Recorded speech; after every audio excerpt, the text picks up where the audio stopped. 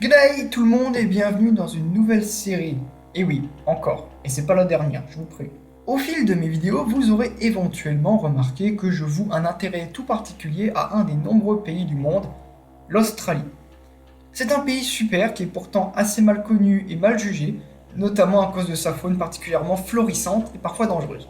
Mais si on passe ce mur et qu'on s'y intéresse d'un peu plus près, on se rend compte que ce pays a pas mal d'autres choses à offrir. Et c'est donc à cela que serviront les Outback Outposts. Vous en apprendre plus sur cette terre à l'envers du tonnerre. Le premier épisode, celui-ci donc, sera une présentation générale du pays et passera en survolant différents sujets que j'approfondirai dans des vidéos ultérieures. Sans plus attendre, décollons.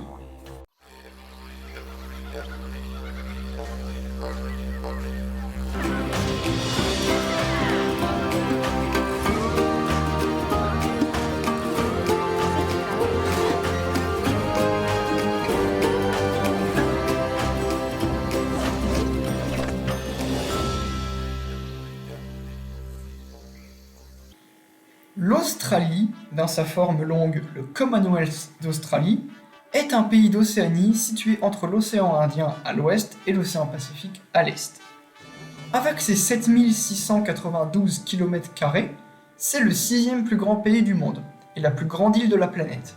Car bien qu'en comportant 8222 autres, l'île principale est de loin la plus peuplée et la plus grande, au point qu'elle est souvent considérée comme l'Océanie tout entière ou simplement le continent australien.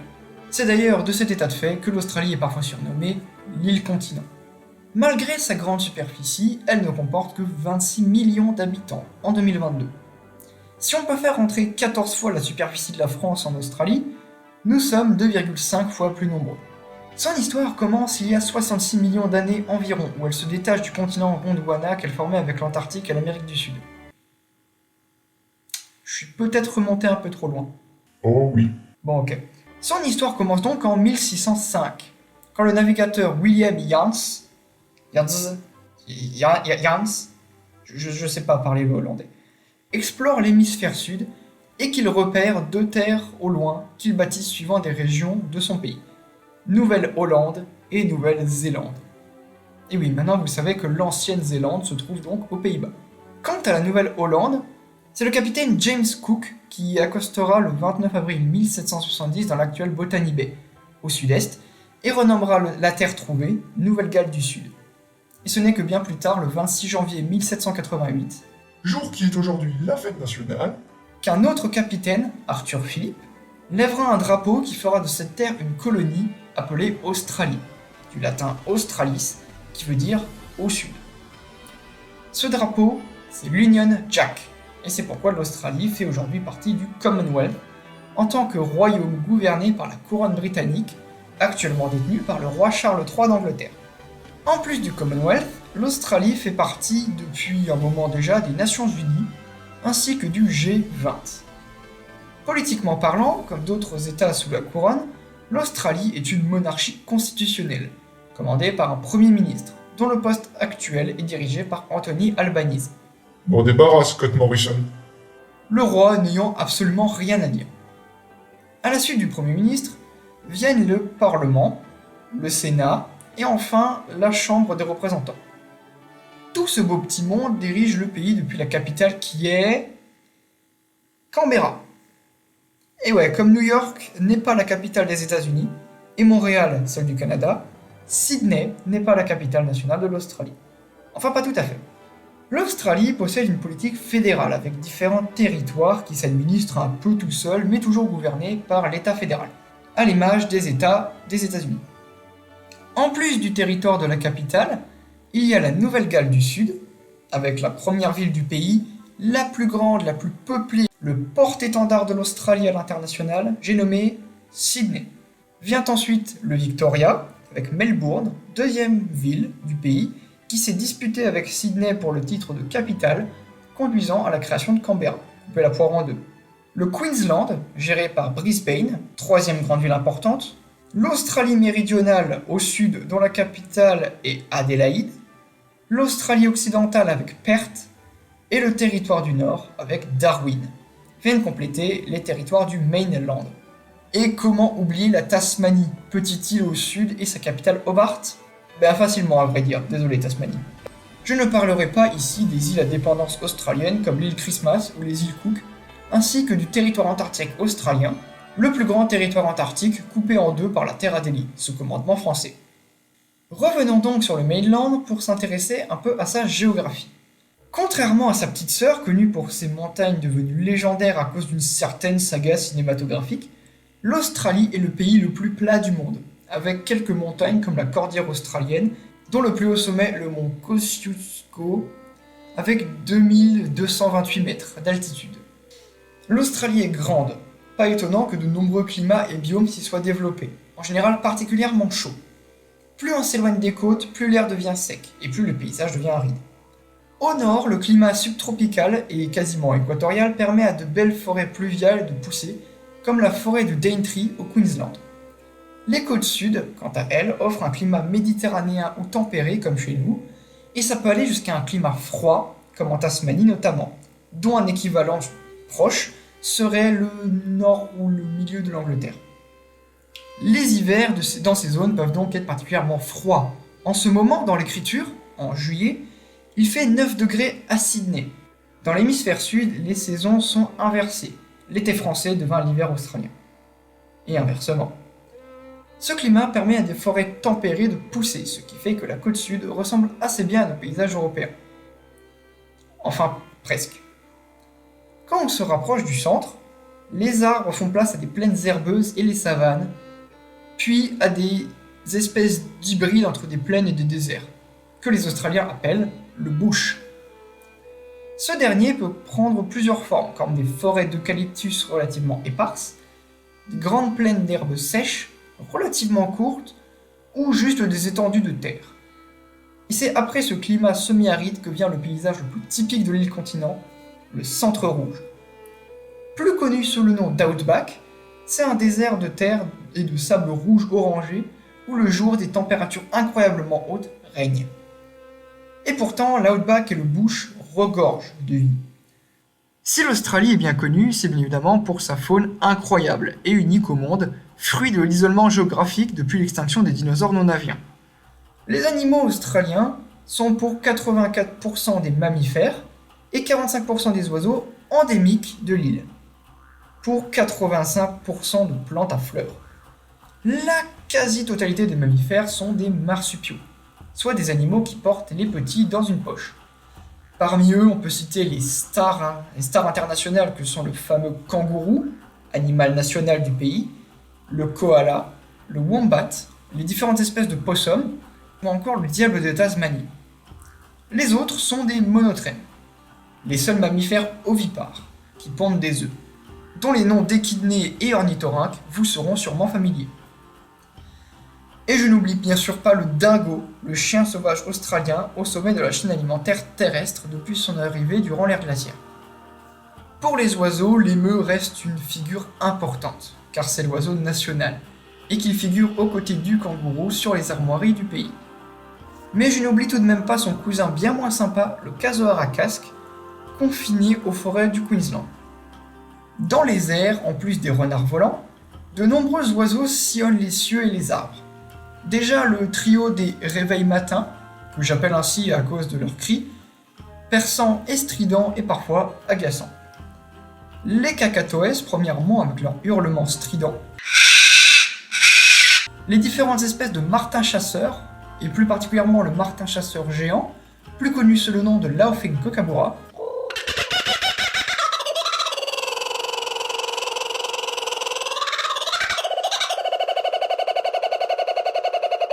Et les cassicans flûteurs, ou Australian Magpie, qui, en plus de leur chant, sont particulièrement dangereux au printemps lors des swooping seasons, où leur but est de vous agresser violemment pour protéger leur nid. Vite fait pour parler des autres, les perruches ondulées et les loriquets qui viennent ajouter un peu de couleur aux arbres, l'oiseau lyre et ses imitations impressionnantes, l'aigle d'Australie, prédateur aérien ultime, ou l'ibis d'Australie, surnommé Bin Chicken, littéralement poulet de poubelle, pour son régime quasi exclusivement composé de détritus. Attention, le passage qui va suivre contiendra des serpents et des araignées. Ceux qui en ont peur sont invités à juste écouter l'audio et à détourner le regard. Merci. Mais si la faune australienne fait tant parler d'elle, c'est pour l'incroyable proportion d'animaux dangereux qu'elle contient. Bien que ce soit surtout des animaux venimeux qui retiennent l'attention, que ce soit serpents, araignées, varans, scorpions, poissons, mollusques ou méduses, ce serait oublier la violence pure. Et à ce jeu-là, les champions toutes catégories sont les grands requins blancs, qui foisonnent dans les eaux côtières, et bien sûr le crocodile marin, dont la proportion en Australie est telle que le crocodilien qui disparaîtra en dernier, selon les estimations, c'est lui. Pour protéger tout ce beau monde, de nombreux parcs nationaux et zones protégées parsèment le pays, ce qui en fait le pays avec le plus de parcs nationaux au monde, avec plus de 600. Cependant, le bush abrite autre chose que du venin et des marsupiaux. Des gens. Les aborigènes, dont le nombre s'amenuise malheureusement, sont là depuis 50 000 ans sur le territoire et ont leur propre mythologie et légende. Ceux du grand rêve et leur propre culture à part entière, dont le monde connaît le boomerang, outil et arme en bois qu'on lance, l'art pointilliste ou le didgeridoo, instrument à vent typique qui n'est finalement qu'un morceau de bois creux. En parlant de culture, la culture moderne du pays s'apparente à un hybride entre la culture occidentale basée américaine et la culture traditionnelle britannique. J'aime bien me dire que l'Australie, c'est aux Britanniques ce qu'est le Texas aux États-Unis. C'est-à-dire des beaufs, surnommés Bogan là-bas, qui vivent dans un pays chaud et sec comme dans les années 1950 à 1970. Comme tous les clichés, c'est majoritairement faux. L'Australie parle en majorité anglais, mais avec un accent parfois très prononcé et aisément reconnaissable, ainsi que son propre vocabulaire, parfois incompréhensible, dont voici une illustration.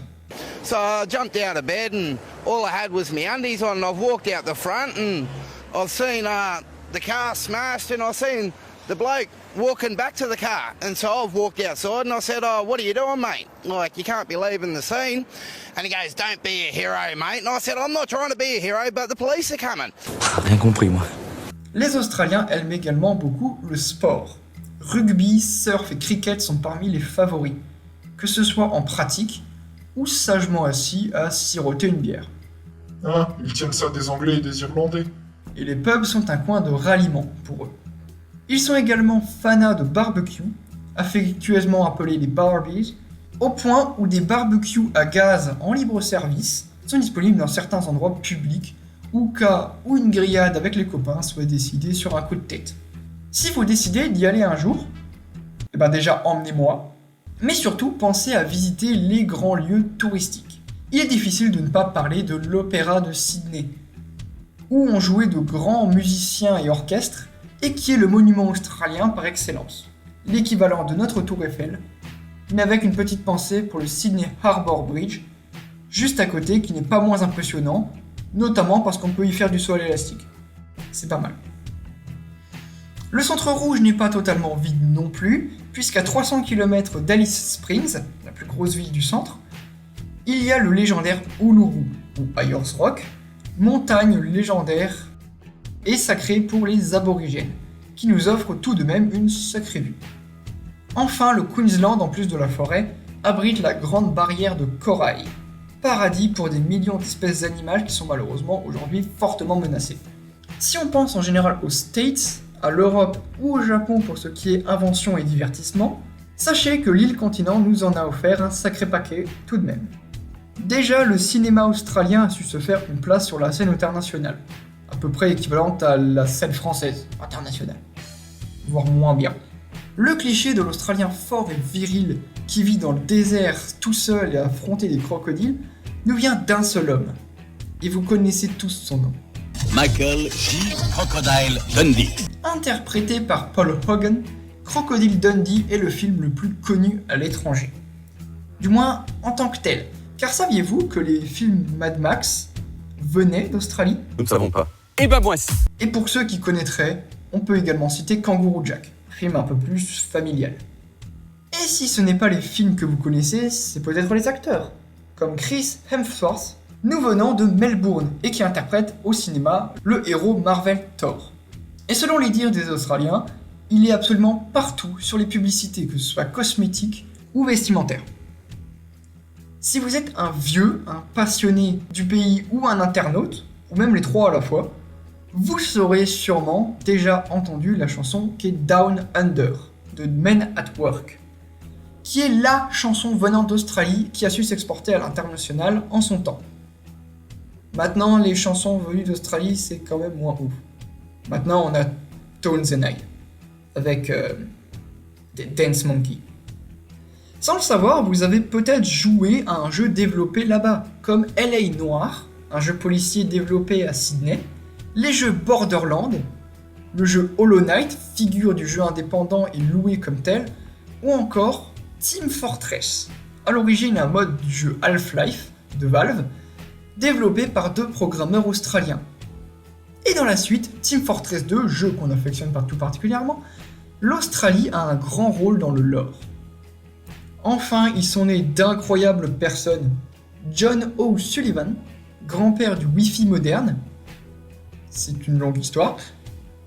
Angus Young, Chris Rugg et les 2 Evans, du groupe AC/DC, groupe qui est donc australo-britannique, ou encore Steve Irwin et toute sa famille, une des meilleures personnes que notre planète ait jamais connue et qui a dédié sa vie à protéger les animaux. En bref, l'Australie, c'est un pays où il fait bon vivre. Et c'est pas que moi qui le dis, ce sont les chiffres. 12e sur le bonheur mondial en 2021 et 5e sur la qualité de vie en 2022. Même si elle est parfois au fond du panier quand on pense pays développé, l'Australie n'a rien à envier aux autres pays. Et j'espère que ce petit tour d'horizon de la Terre à l'envers vous aura donné envie d'en savoir plus. Si c'est le cas, n'hésitez pas à vous abonner à la chaîne pour avoir la suite. N'oubliez pas également de mettre un pouce vers le haut. J'ai dit vers le haut, Ray. Bah ouais, c'est bien ce que je fais. C'est rigolo. Envoyez-moi des commentaires, j'en suis très friand. Et on se retrouvera une prochaine fois pour un nouvel Outback Outpost. D'ici là, portez-vous bien et surtout, restez sauvages.